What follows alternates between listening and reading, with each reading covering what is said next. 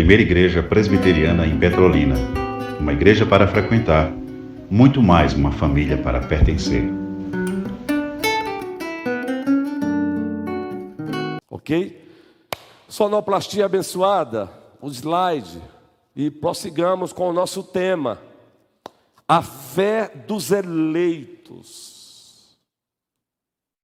Cristianismo bíblico, ortodoxo, reformado e vivo. E nós, há 8 dias, tivemos o privilégio de ler esse texto aí. Êxodo capítulo 3. Versículo 13. Moisés perguntou a quem? Perguntou ao próprio Deus. Quando eu chegar diante dos israelitas e lhes disser, o Deus dos seus antepassados me enviou a vocês, e eles me perguntarem qual é o nome dele, que lhes direi? Aí o Senhor Deus respondeu para Moisés. Disse Deus a Moisés: primeiro, fale para o povo, eu sou o que eu sou. É aí que nós encontramos o famoso tetagrama, 4 caracteres em hebraico, para o nome de Deus, Senhor, o Senhor da aliança. Eu sou o que sou. É isto que você dirá aos israelitas. Eu sou, enviou você. Chegue lá e diga isso. Isso é maravilhoso, queridos. Queridos, prestem bem atenção.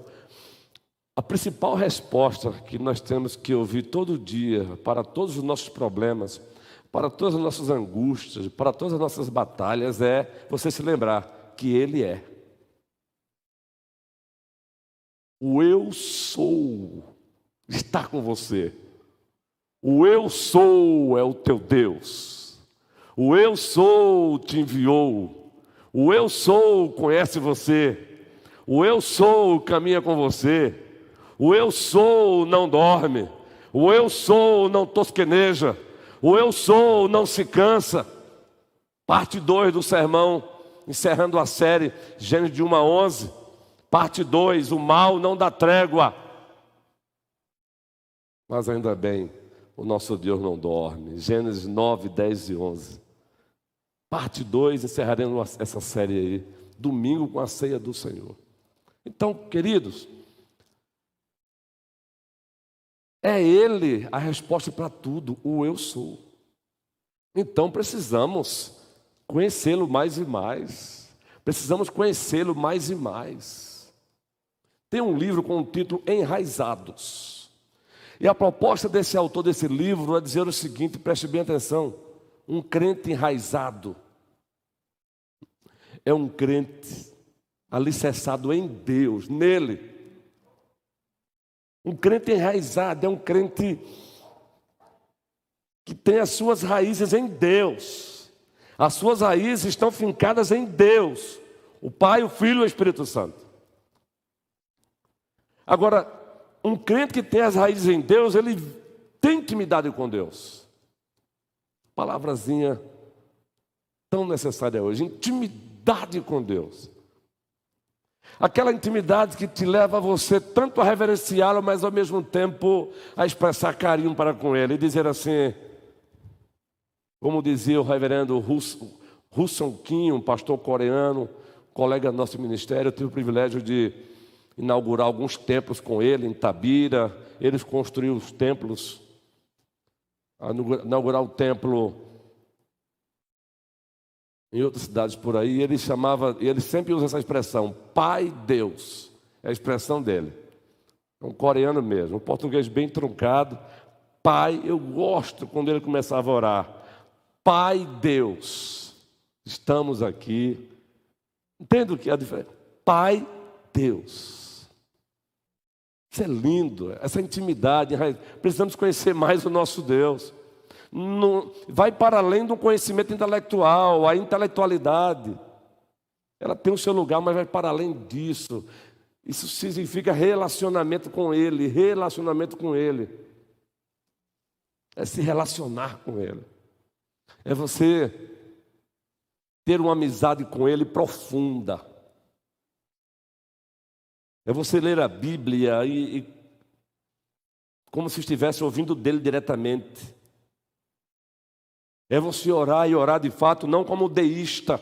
O que é uma oração deísta? É alguém que ora, mas ela ora como se Deus estivesse distante. Não, é você orar como se estivesse lá, face a face com Ele. Não faça uma oração deísta, faça uma oração teísta. O deísmo é uma corrente que prega a existência de um ser supremo, mas que esse ser supremo está bem distante. E muitas vezes as nossas orações, o nosso relacionamento com Deus, ele é deísta. Expressamos um tipo de relacionamento como se Deus estivesse distante. Ele está distante no sentido do seu ser. Ele é totalmente outro na linguagem de Karl Barth, ele está acima de todo. Mas a Bíblia diz que ele está presente. Ele é o ser transcendente, mas ele é imanente. Ele é transcendente para aqueles que não têm familiarização com a palavra. A palavra transcender, transcendente, significa que ele está acima de tudo, acima de todos. Uma palavra bem bíblica mesmo para isso é: Deus é o Altíssimo, é o Elion. El Elyon, uma pronúncia bem no hebraico, mas no português mesmo, El Elyon, o Altíssimo. Por exemplo, o prefácio da oração do Senhor: Pai nosso que está nos céus. Isso é uma expressão para falar da sua transcendência, que está nos céus. Mas ao mesmo tempo é um Deus imanente. É um Deus imanente, significa, é um Deus que se faz presente. Ele tem prazer de se relacionar conosco. Isaías diz que ele habita com o contrito, com o quebrantado de coração. E esse nosso Deus, ele é um Espírito puríssimo e incriado. João 4:24, Deus é Espírito. Deus é Espírito. Queridos, nós temos também um espírito ou uma alma, para quem é dicotomista. Para quem é tricotomista, divide aí alma e espírito. Não vamos brigar por isso não, fique à vontade, Deus te abençoe. Fato é, nós temos uma parte material, seja para o tricotomista, seja para o dicotomista. O dicotomista entende que o ser humano tem apenas duas partes, a física e a imaterial. A imaterial é a alma ou o espírito. O tricotomista diz que o ser humano são três partes: corpo, alma e espírito. Sem brigas. Fato é, temos uma alma, temos um espírito, temos uma parte material. Mas como Deus ninguém tem. Ele é um espírito puríssimo. Por quê? Ele é um ser incriado. Os anjos também têm um espírito puríssimo, mas eles não são incriados. Apenas Deus é um espírito puríssimo e incriado. E aliás, nesse sentido de espírito puríssimo e incriado, apenas ele é. Os anjos passaram a existir, ele é. No Salmo 90, salmo que tem como autoria secundária Moisés, Moisés começa assim: antes que os montes nascessem e se formasse a terra e o mundo, de eternidade em eternidade, tu és Deus. Aleluia! Tu és Deus. Dissemos também há 8 dias que ele é autoexistente. Vejam, quando Deus se apresentou a Moisés, disse: olha, eu sou o que eu sou, e é isso que você vai dizer para o povo. Sabe uma das verdades que estão envolvidas nesse eu sou, o tetagrama, que quando os hebraístas, os especialistas em hebraico, eles vão traduzir do hebraico para o português, eles tentam traduzir. Se for uma tradução, uma transliteração, Javé, Jeová, Yavé, isso tudo é transliteração. Se for uma tradução mesmo bem formalizada, é Senhor, todo em maiúsculo. Se só continuar aqui, Moniquita, eu dou já a palavra para você, microfone para a Mônica, senão eu vou ficar novamente nesse ponto. Eu já trabalhei ele quinta-feira, mas microfone para a Mônica. O nosso Deus é autoexistente, independente, ele é absoluto, queridos. Eu quero apenas ler Atos 17, 25 para prosseguir. Atos 17, 25. Ele é um ser, ele é autoexistente, ele é independente e ele é absoluto. Ninguém mais é assim como ele. E esse é o nosso Deus. Atos 17. Vejam o que é que Paulo está dizendo aí, queridos. Paulo está dizendo que ele não é servido por mãos humanas. Agora, ele não é servido por mãos humanas, como assim? Como se de alguma coisa precisasse. Pois ele mesmo é a quem a todos dá vida, respiração e tudo mais. Isso é autoexistência, independência e absoluto. Ele não depende de nada, Lúcia e Luze. Ele não depende de nada, queridos. O que fazemos para Ele é a bondade dEle em nos convidar para fazer a obra dEle. Não é que Ele precisa. Fazer a obra dEle é a bondade dEle que nos dá o privilégio de fazer a obra dEle, de nos envolvermos na obra dEle. Ele é absoluto. E assim paramos há 8 dias. E aí adentramos no termo imutável. Mas antes, você fala para a Mônica, vamos ver isso na prática. Não adianta ficar dizendo que Deus é espírito puríssimo e criado, depois autoexistente, independente e absoluto. Mas isso no dia a dia, na prática, no pastorado, no presbiterato, no diaconato. O que isso tem a ver como marido, como esposa, como filho, como filha? O que isso envolve para aquela mãe que está com um problema com o filho em casa, com o marido, quase separa, não separa? O que isso tem a ver? Muito, tem tudo a ver. Mônica. Mulher de Deus, vamos lá? Em relação ao que o senhor falou mesmo, na semana passada, e a presença de Deus, né? Faz menção que maturidade cristã é tempo de igreja. Está falhando o microfone, mulher guerreira. Aí a gente não vai entender você e aquele santo de Deus que está nos acompanhando também não vai entender. No YouTube. Muitos na igreja pensam que maturidade cristã está relacionado a quantos anos eu tenho de igreja, ou o cristão tem de igreja, né? Tem de convertido. Mas, na verdade, é o tempo que se tem de relacionamento com o Senhor. Isso. E eu estudando a respeito da presença de Deus, o escritor ele mostra que só é possível sentir essa presença quando os cristãos têm esse relacionamento. Só a maturidade cristã faz com que o servo possa sentir essa presença. Quando não, a maioria, eles passam a vida, ora, vem à igreja, mas vivem lá no secular como se Deus não existisse. São os ateus práticos, segundo o livro que o reverendo Augustus escreveu, Ateus Práticos. Obrigado, Alessandro. Ateus práticos. O ateísmo prático ele é horrível, porque o ateísmo prático quem pratica são os cristãos. Não é? Eles confessam que Deus é um espírito puríssimo e criado. Beleza. Eles confessam que Deus é autoexistente, independente e absoluto. Mas na prática vive o contrário do que eles confessam. Isso é ateísmo prático. Não só Augustus, mas o Grec, também um escritor que eu gosto muito, ele escreveu também um livro, Ateísmo Cristão. Muito bacana. Ateísmo cristão. De fato, é paradoxal. Ateísmo cristão. Mas a proposta é chocar mesmo. Porque tem um ateu prático. O ateu prático ele fala do amor de Deus, mas ele mesmo não usufrui desse amor, muito menos ele compartilha esse amor com o outro. Muito menos ele compartilha. Então vejam, ora, eu sou o que eu sou, Moisés, e é isso que você vai dizer para eles, eu sou o que eu sou, e eu sou, te enviou. Simples assim. Pois é, gente. Olha aí, o livro do Augusto. Esse livro é muito bom, eu tenho ele, o Ateísmo Cristão. Já pensou? Muito bom esse livro. Leia esse livro, viu? Ora, e quem ele é? Além dele ser autoexistente, independente, absoluto, ele é imutável. Não confunda Deus ser imutável com ser imóvel. Imóvel não tem nada a ver. O nosso Deus é um Deus de movimento. É um Deus que tem sentimentos santos e absolutos, mas Ele é imutável. Ele não muda no seu ser, no seu caráter, nas suas perfeições, muito menos nos seus decretos. Aí as pessoas perguntam, mas pastor, espera aí, mas e quando, por exemplo, ele manda Jonas pregar para os ninivitas? Nínive, Em 3 dias o Senhor os destruirá. Nínive, em 3 dias o Senhor os destruirá. Essa foi a pregação do profeta. Mas diz o texto que, a partir do rei, toda a população se arrependeu, um jejum.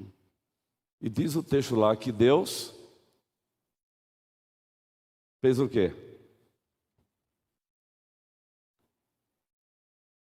Se arrependeu de destruí-los. Se arrependeu. Antropopatia, sentimentos humanos atribuídos a Deus para que o humano entenda. Não é que Deus se arrependeu, não é que decidiu se relacionar com o homem pactualmente. Se o homem obedecer, bênção; desobedecer, maldição. Então, quando o Nínive se arrepende, é o homem que está mudando. Deus continua no mesmo. Obedeceu, bênção; desobedeceu, maldição. Ele continua agindo de acordo com o pacto que ele estabeleceu. Não tem arrependimento de Deus como o do homem. Tem antropopatia, sentimentos humanos atribuídos a Deus para que o homem entenda Deus. É como a Bíblia diz em Efésios 4:30, não entristeçais o Espírito Santo. E é bíblico mesmo. Mas você acha que a tristeza do Espírito Santo é semelhante à nossa? É algo profundo, meu irmão. Mas que ele se entristece. Vamos ler esse texto aí, queridos. Tiago 1,17 apenas. Que texto maravilhoso, hein? Esse texto de Tiago é fenomenal, é extraordinário. Tiago 1,17, todos conhecemos esse texto, mas vamos lê-lo. Esse nosso Deus é imutável, gente. Os homens jamais vão mudá-lo. Os homens jamais vão coagi-lo. É por isso que ele não faz barganha. Ele não faz barganha com ninguém, com nada, porque tudo é dele, ele não precisa de nada. Ele é o Espírito Puríssimo criado, ele é autoexistente, independente e absoluto, e ele é imutável no seu caráter. Deus não se comove com barganha. Se você não fizer, eu vou despedir o senhor, viu? Se o senhor não me atender, eu não vou ter o senhor mais como Deus. Ô, pobre alma coitada. O homem, crendo ou não, ele está no trono, querido, de eternidade. Escuta bem essa. Primeiro vamos ler esse texto aí. Tiago diz o que, gente? Toda boa dádiva e todo dom perfeito. Olha a expressão aí de transcendência. São lá do alto. Descendo de quem? Do Pai das luzes. Em quem não pode existir, todos juntos, variação ou sombra de mudança. Por isso, queridos, o homem faça o que ele quiser fazer. Ele decretou o inferno para os impenitentes, e o inferno vai ter um dia. Ele é imutável. Agora ele também decretou novos céus e uma nova terra para aqueles que, os arrependidos em Cristo, e um novo céu e uma nova terra existirá. Ele é imutável, aplique isso em tudo. Ele é imutável na sua justiça. Ele é imutável na sua santidade, querido. Por isso, quando ele diz que o que ele disse que é pecado ontem, é pecado hoje. O que ele disse que é pecado aqui, é pecado na Argentina, é pecado no Uruguai, é pecado em Portugal. Ele não muda o seu caráter, a sua justiça. Agora observe, eu estava meditando nesse texto ontem. Salmo 2 começa assim: por que se enfurecem os gentios? E os povos imaginam coisas vãs. Os reis da terra se levantam, e os príncipes conspiram contra o Senhor e contra o seu ungido, dizendo: rompamos de nós rompamos os seus laços e sacudamos de nós as suas algemas. Queridos, isso é real até hoje. O ser humano continua. Por que se enfurece os gentios? Até hoje o ser humano ele se enfurece contra Deus, de maneira às vezes bem maquiada. E por que os povos imaginam coisas vãs? Os reis da terra se levantam e os príncipes conspiram contra quem? Raquel, carinhosamente Kel, contra o Senhor e contra o seu ungido. E vejam a conspiração, vejam o intento da conspiração. Sacudamos de nós, rompamos os seus laços e sacudamos as suas algemas. Sabe o que significa isso? Ei, nós não queremos o Senhor como o Senhor das nossas vidas. Essa é a linguagem bem simples. Não, nós não queremos o teu jugo, o teu reinado.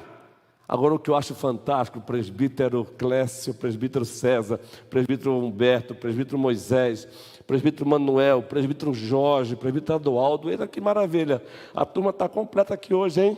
Diácono Luciano, diácono Paulinho Guerreiro, diácono Venâncio.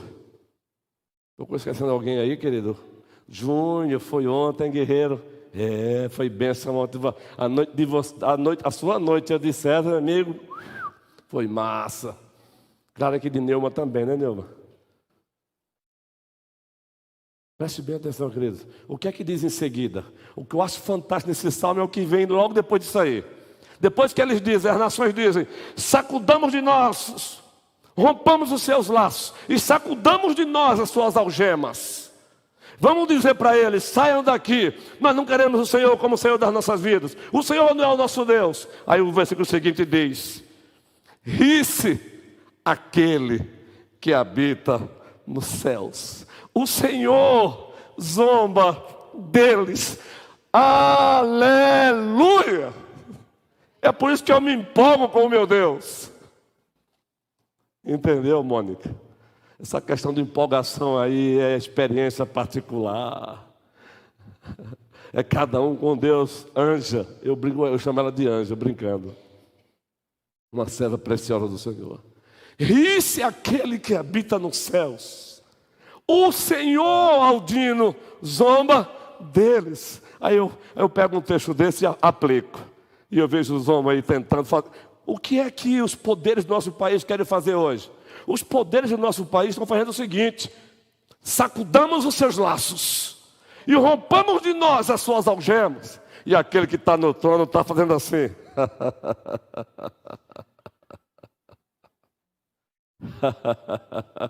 Louvado seja o teu nome. É por isso que a igreja não precisa se desesperar e nem fazer barganha com o mundo. Ela não precisa fazer barganha com o mundo, ela não precisa usar o expediente mundano.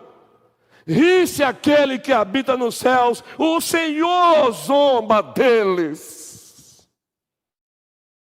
Entende, Alê? Isso é gostoso, meu irmão. É por isso que no dia 12, lá no Bambuzinho, vamos gritar para os petrolinenses: Deus existe!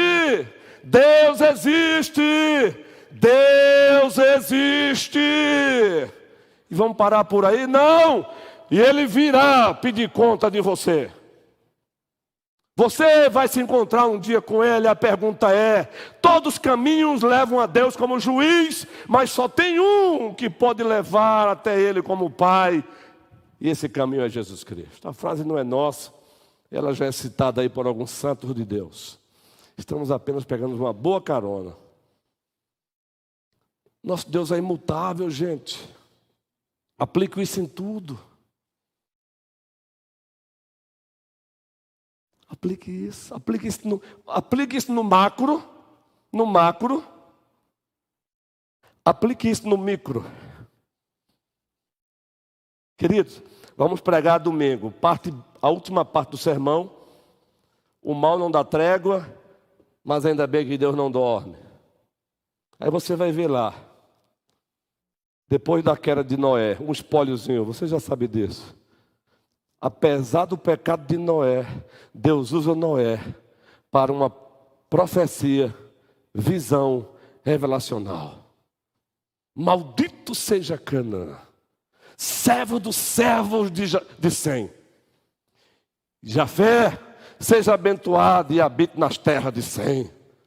Aí você vai ver lá em Gênesis 5, Gênesis 12, vai ver que Deus se cumprindo, meu irmão.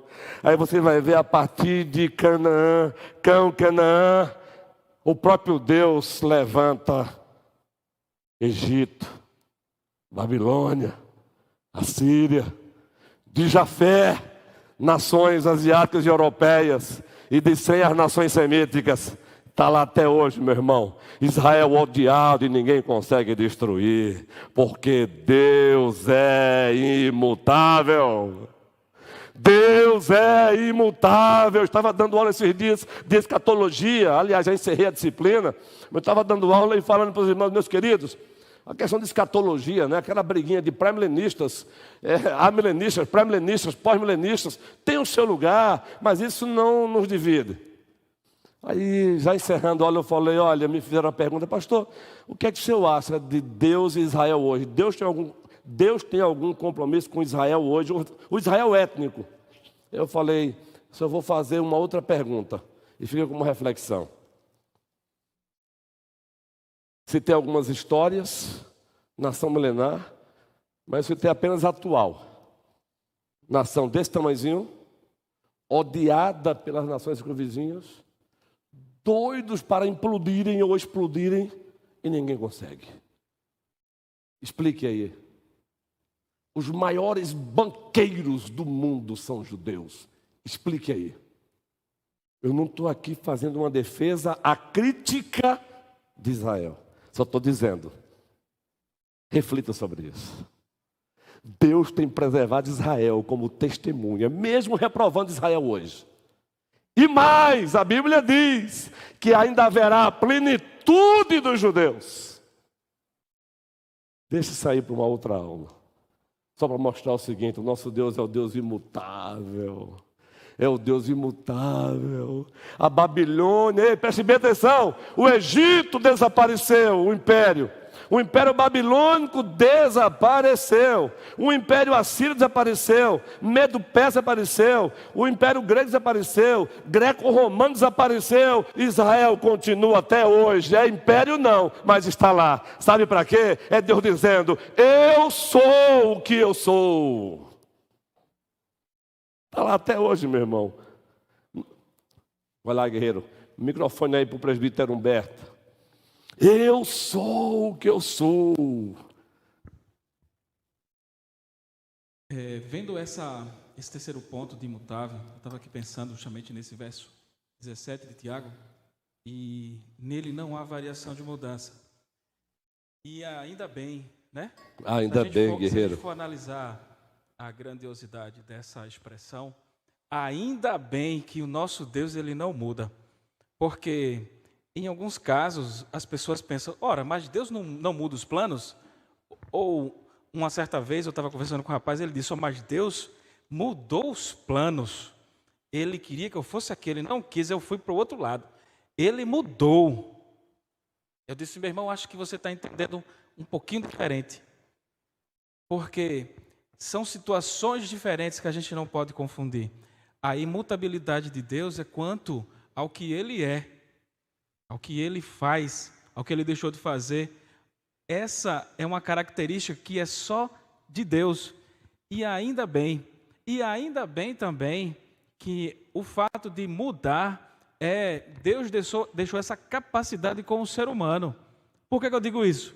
Porque hoje a gente sabe que se eu sei que aquele caminho é um caminho tortuoso, eu não posso por ali, eu vou mudar de rota, porque eu conheço qual é a rota correta. Então, Deus coloca a entender que nós somos pessoas que devemos estar com essa capacidade de mudança sempre. Por quê? Porque nós temos um parâmetro excelente, a palavra de Deus. Isso. Se a gente estiver caminhando, C.S. Lewis certa vez disse, rapaz, às vezes voltar atrás significa progresso. Às vezes a gente está indo num caminho tão errado que voltar atrás não significa que a gente retrocedeu, significa que a gente avançou para o caminho correto. Então, eu entendo dessa forma também. Graças a Deus que só Ele é imutável. Graças a Deus. E nós temos essa capacidade de mudar. Por quê? Porque Ele deixou isso para nós. A gente pode se arrepender. E se arrepende, e Deus mudou lá aquela questão lá no livro de Jonas. Não, Ele não mudou. As pessoas que mudaram. Foi Nínive que mudou. As pessoas que mudaram. Justamente. Ele continua o mesmo caráter. Romanos 12 diz, transformai-vos pela renovação do vosso entendimento. Transformai-vos. 2 Coríntios, Paulo diz, de glória em glória, pelo Senhor o Espírito, nós somos transformados na imagem dele. De glória em glória. É isso aí, guerreiro. E vejam, fantástico isso que o presbítero Humberto colocou. Até mesmo o processo que Deus estabeleceu para a nossa mudança, ele não muda o processo. E nós queremos mudar o processo. Não, não é? Não é assim, Carlos? Não é assim, guerreiros? Nós queremos mudar o processo que Deus estabeleceu para a nossa mudança. Nós queremos mudar, mas do nosso jeito. Não, não. O processo ele já estabeleceu, meu irmão. O processo de mudança, ele já estabeleceu. Precisamos nos submeter ao processo que ele estabeleceu. Aliás, ele não só estabeleceu o processo, ele oferece todas as condições para o processo. 2 Pedro diz, tudo o que é necessário, ele já nos deu. Para a nossa vida de piedade, para esse processo de mudança, como bem diz o presbítero Humberto. Então, meus irmãos, até isso é maravilhoso, porque Deus não muda o processo. A imutabilidade de Deus é um alerta para mim como pregador da palavra, como pastor da igreja. Como assim? Ele estabeleceu o processo de santificação da igreja. E um dos principais meios que ele estabeleceu para santificar o seu povo, pregação fiel da palavra. Aí eu ouso inventar de pegar a pregação da palavra e marginalizá-la, para ver o que é que ele vai fazer. Ele é imutável no processo que ele estabeleceu para santificar a igreja dele. Cristo disse, santifica-o na verdade, a tua palavra é a verdade. Esse é um dos pedidos do grande sumo sacerdote. Aí vamos para 2 Timóteo 4, Paulo diz a Timóteo, conjuro-te perante Deus e Cristo Jesus, que há de julgar os vivos e os mortos, pela sua vinda e pelo seu reino. Faça o quê? Prega o quê? A palavra. Eu vou ficar só nisso, nessa expressão aqui, eu vou encerrar agora.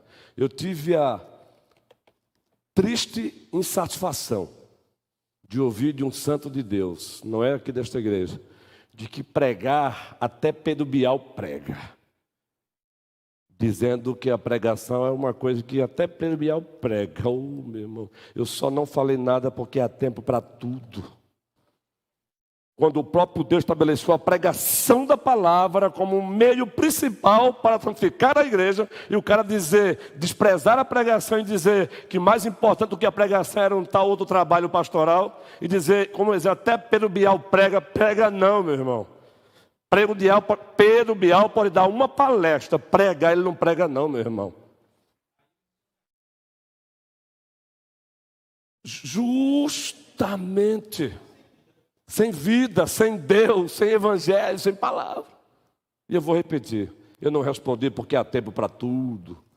Mas a segunda vez não repete não, meu irmão, porque eu aprendi também uma coisa, amar é dizer a verdade em amor.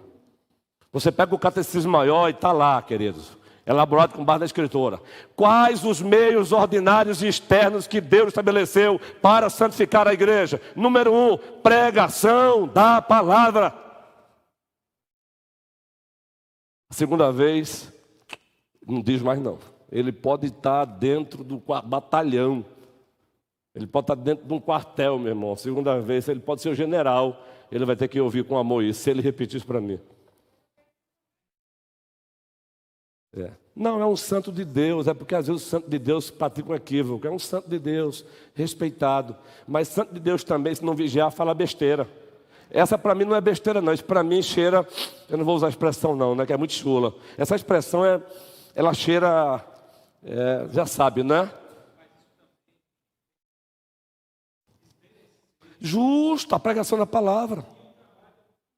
Isso. Justamente, guerreiro. Justamente. Pedro Bial não prega não. Então que Deus nos abençoe. Deus seja louvado que esta igreja preza pela pregação da palavra.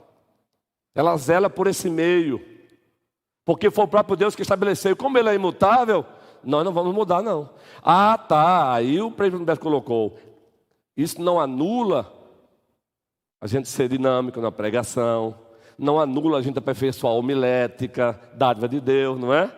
Não anula a gente procurar uma didática sempre boa, você pegar dicas da pedagogia, da andragogia, a criatividade santa. Agora, mudar, substituir a pregação da palavra. Em nome de quê? Quando o próprio Deus disse, é a pregação que santifica a igreja. Que o Senhor nos abençoe, guerreiros. Prossigamos firmes. Meio de graça, meu irmão. É a mesma coisa alguém dizer para a gente aqui agora, olha, acaba com esse negócio de ceia. Ninguém é louco dizer isso, né? Acaba com esse negócio de ceia, maluquice, ficou doido, foi? Que o Senhor nos abençoe, queridos. Voltaremos na próxima quinta-feira, querendo o triuno e majestoso Deus.